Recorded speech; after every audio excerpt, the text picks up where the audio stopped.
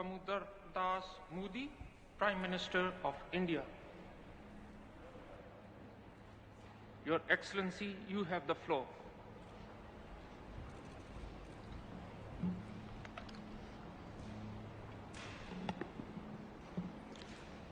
Friends,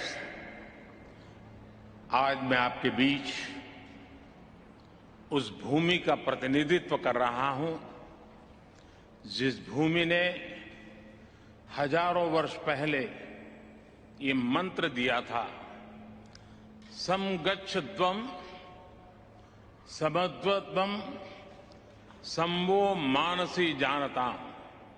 आज 21वीं सदी में ये मंत्र और ज्यादा महत्वपूर्ण हो गया है, प्रासंगिक हो गया है।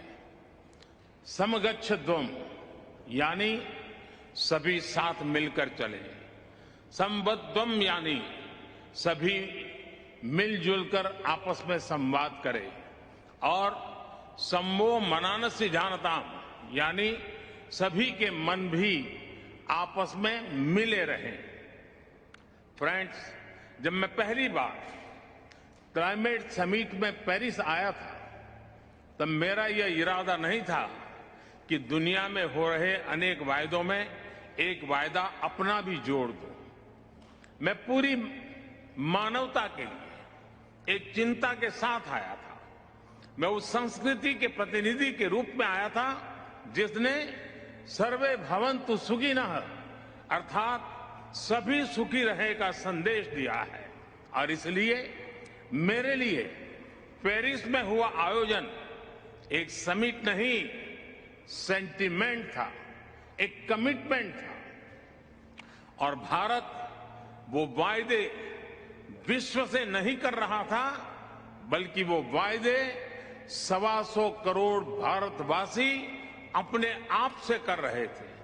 और मुझे खुशी है कि भारत जैसा विकासशील देश जो करोड़ों लोगों को गरीबी से बाहर निकालने में जुटा है, जो करोड़ों लोगों की ईज ऑफ लिविंग पर रात दिन काम कर रहा है, आज विश्व की आबादी का 17% होने के बावजूद जिसकी एमिशंस में रिस्पांसिबिलिटी सिर्फ 5% रही है, उस भारत ने अपना कर्तव्य पूरा करके दिखाने में कोई कसर बाकी नहीं छोड़ी है।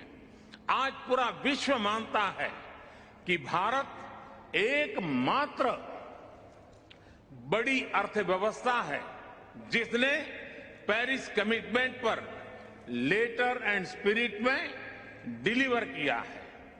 हम संकल्पबद्ध होकर हर संभव एफर्ट्स कर रहे हैं, परिश्रम कर रहे हैं और परिणाम लाकर दिखा रहे हैं। फ्रेंड्स, आज जब मैं आपके बीच आया हूं तो भारत के ट्रैक रिकॉर्ड को भी लेकर के आया।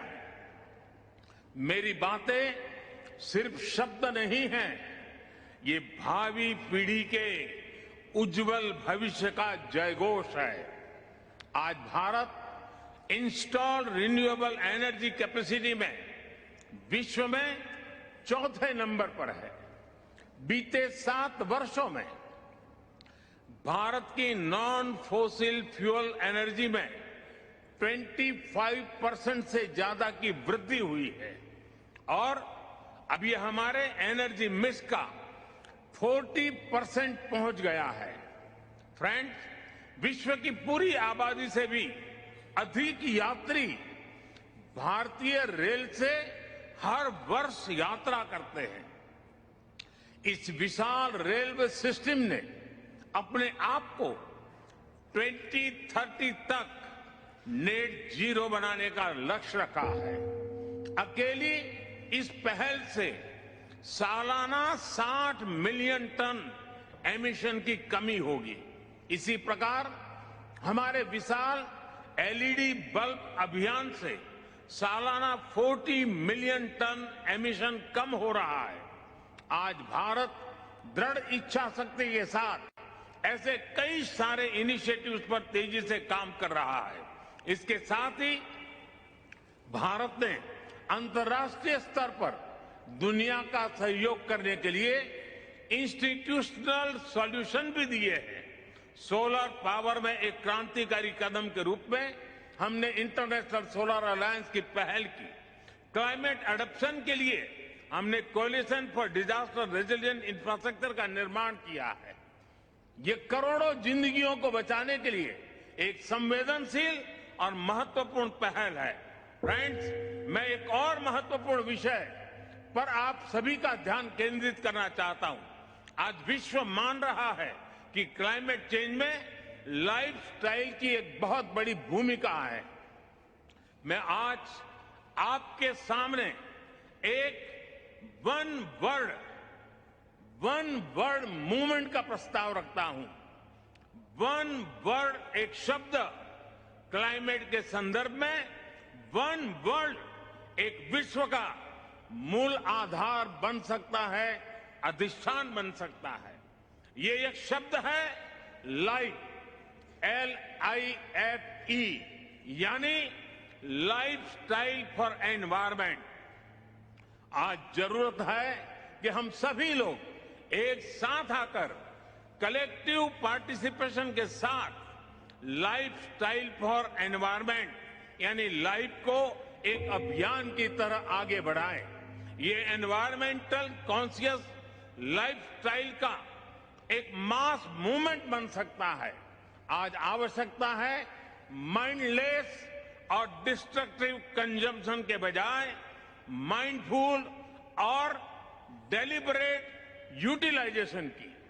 ये मूवमेंट एक साथ मिलकर ऐसे लक्ष्य तय कर सकता है जो डाइवर्स एरिया जैसे fishing, agriculture, wellness, dietary choices, housing, packaging, hospitality, tourism, clothing, fashion, water management और एनर्जी जैसे अनेक सेक्टर्स में एक क्रांतिकारी बदलाव ला सकता है।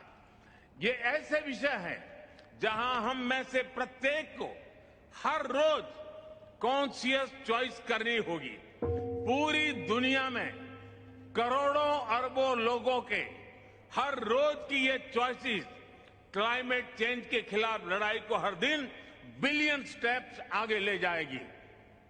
और मैं इस आर्थिक आधार पर, वैज्ञानिक आधार पर, बीती शताब्दी के अनुभवों के आधार पर हर कसौटी पर खरा उतरने का मूवमेंट मानता हूं।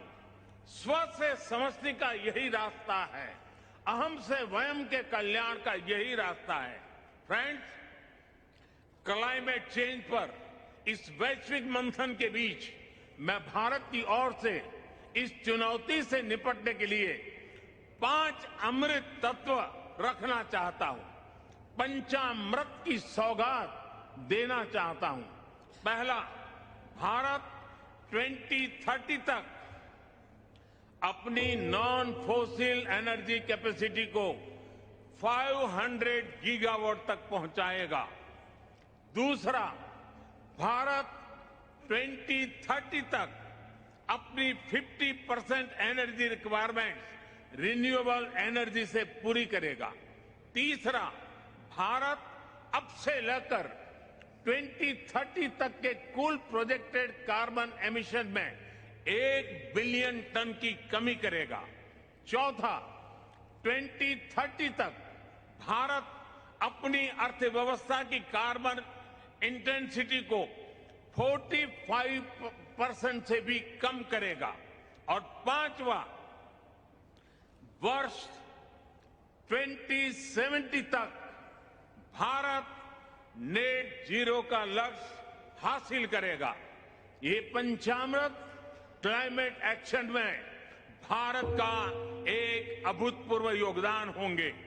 फ्रेंड्स, ये सच्चाई हम सभी जानते हैं कि क्लाइमेट फाइनेंस को लेकर आज तक किए गए वायदे खोखले ही साबित हुए हैं।